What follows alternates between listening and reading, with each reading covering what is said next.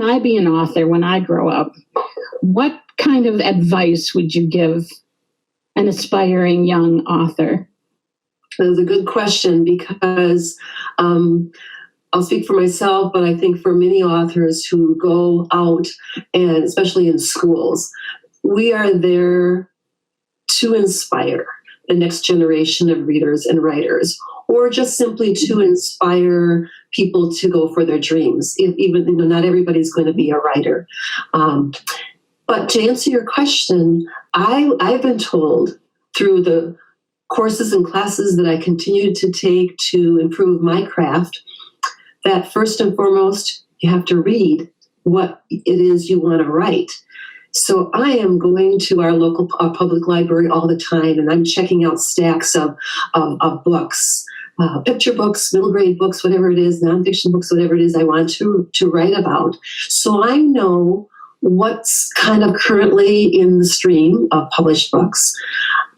So read would be the first thing that I would say, but also to keep a little journal of some kind. And if you don't have a one that's bought, you can just use a spiral notebook, or you can use the backs of recyclable paper, out of a stack at school or at home, and staple it together in the corner or fold it over or something, and jot down anything of interest to you. A line, a lyric from a favorite song, or something that your older brother or sister or your younger brother or sister said that you think is funny or interesting. Or from an ad on TV. We just had those great Super Bowl ads. Something that you noticed from that. Also to, if you're a student, to welcome rather than dread. I know it's hard because sometimes I have the same problem when I to welcome feedback from others. Doing an assignment and handing it in sometimes is, I think we all have developed that feeling like being a little nervous about getting feedback, but you don't have to wait to have an assignment to get feedback. Show it to a friend, to your mom, to your best friend, your cousin, to see, or even maybe get them in on it and say, I've written this first chapter. How about you write the second chapter, or you illustrate this work? So there's a lot of different things that we can do to expand to improve our craft, but also kind of get into it and really get excited about what our dreams are. Absolutely. So I usually bring with me that little book that I won my 5th grade writing contest, because what it is a notebook that I ripped off the cover, and I drew my own cover, and I just wrote in the pages, and I show the kids, I was an author in 5th grade. So when you're making little books like this, you are an author. You're writing. That's by definition an author. And I know for the longest time, it took me a while to call myself an author. Honestly, I had kind of that imposter syndrome. And even after I had books coming out, when that first book came out, I Am Not a Pirate, I had this guy who makes t-shirts for me. I have him make a t-shirt for every book I've written to wear to author visits. And on the back of the shirt, so it had the I'm Not a Pirate on the front, and on the back he put across the shoulders author. And I remember staring at that going like, I can't wear that. And then I was like, but I guess I am, And so I share that with kids, and I just explained to them that, the cool thing about this notebook that I ripped off the cover, it's a whole notebook. So anytime I make a mistake, I can just rip out that page and it's gone, and I can keep going. And you can write books like that. My own kids used to just take paper, fold it in half, and we'd staple the sides, and they'd have their own little books. So anyone who enjoys writing is an author. But as far as, just like I started out with magazine articles and anthologies, things like that, that's a great way to get started. And there are some for kids specifically, like I think Stone Soup is one that takes articles from kids that kids have written. And for adults, as far as that goes, there are a wealth of resources. And I know you and I are going to talk about that next month when we have our broadcast for that.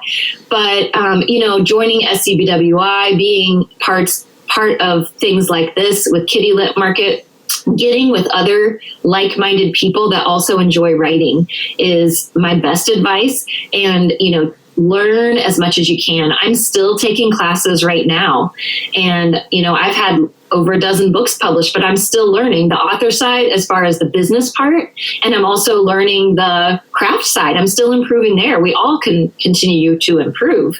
So my advice is, even if you have to start small with a little publication in the newspaper or something, it just gets you started, and it starts to show that you can work with an editor, that you can meet deadlines, all of those types of things, enter contests, and then eventually you'll start to build some momentum.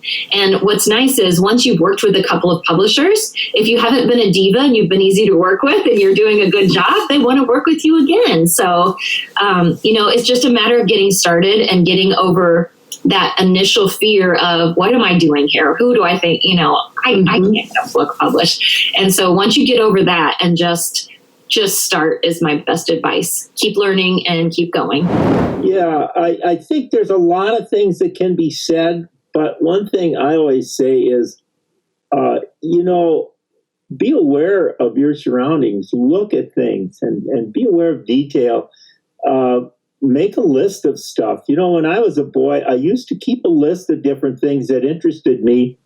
And I used to draw comic books and things like that. The trouble is I threw all my stuff away. Oh no.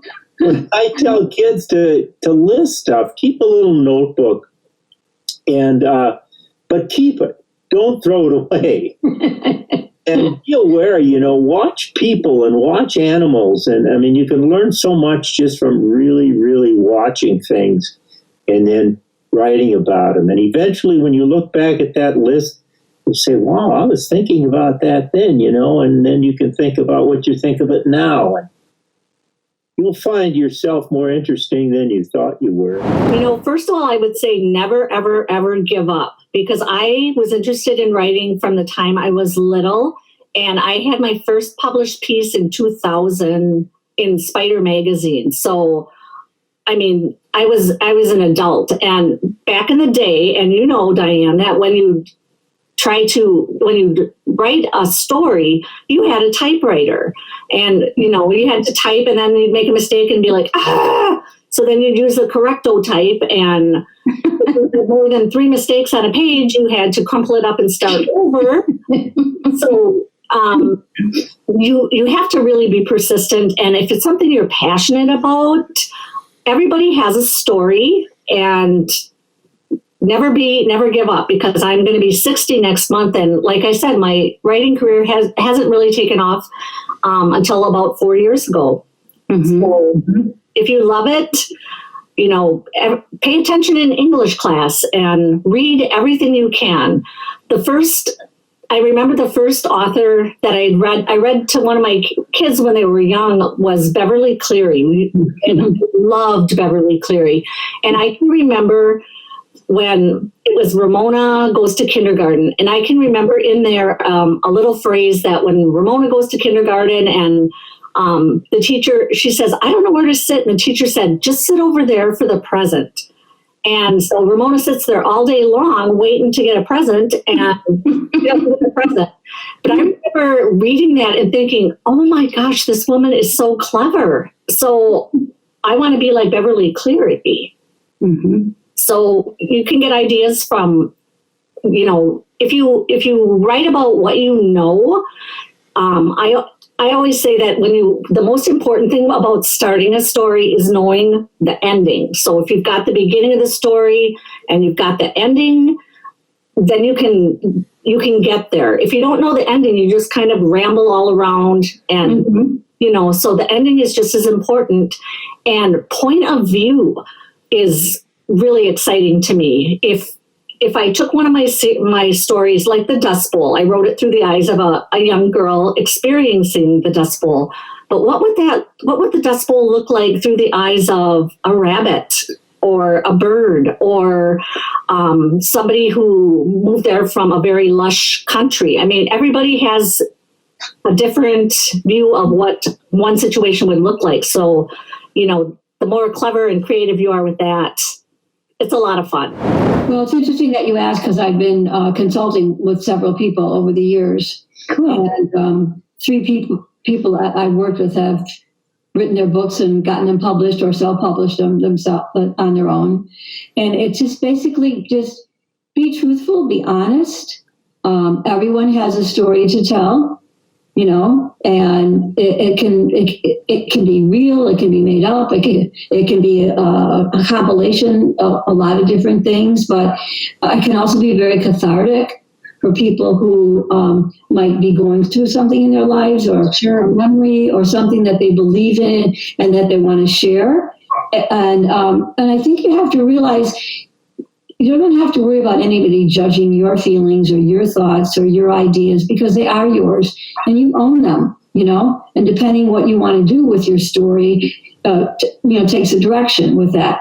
Plus, I learned a lot. Like I said, I took many field trips to places, to bookstores and to other places, and I bought some books to read and learning online. And like I said before, the lily pad, you know, you go online and you Google something and it takes you to another thing. The next thing you know, 4 hours have gone by. Isn't that true? And there's so much on indie publishing now and a whole level of respect for indie publishing that there used to be. Look for organizations that support you and your ideas, like Society of Book Writers and Illustrators. I went to 3 conferences with them. I actually wrote I'm 5. I started writing it when I was at the conference. I still have my note that says I'm 5. And it's important to keep your mind open and learn from other people, you know, because if you're really like this, your ideas can't flow. You know, you have to be open. You may not agree with it or something, but it might trigger something, and it helps you to learn perspective. And we always learn from each other. You can take what you want, or maybe put it on the side. It might come back and crawl back up into your brain later. You know, and I think that way everything just in life, whether it's writing or whether it's a hobby or whether it's your job. You know, and you listen to the other people who you work with.